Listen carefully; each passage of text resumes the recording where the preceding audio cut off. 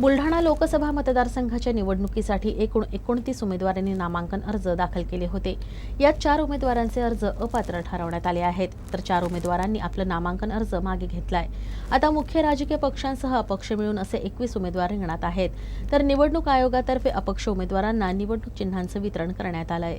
सोमवारी अपक्ष उमेदवारांना चिन्हांचं वितरण करण्यात आलं। चिन्ह वितरित करताना अधिकृत पक्षांना प्राधान्य दिलं जातं आणि त्यानंतर अपक्ष उमेदवारांना चिन्ह वितरित केलं जातं। रविकांत तुपकर हे अपक्ष उमेदवार असून त्यांना पाना हे चिन्ह देण्यात आलंय, तर आता जिल्हाभर हा पाना फिरणार आहे। दुसरीकडे चर्चेतील उमेदवार बुलढाणा वन मिशनचे संदीप शेळके यांना फोटो कॅमेरा हे निवडणूक चिन्ह मिळालंय।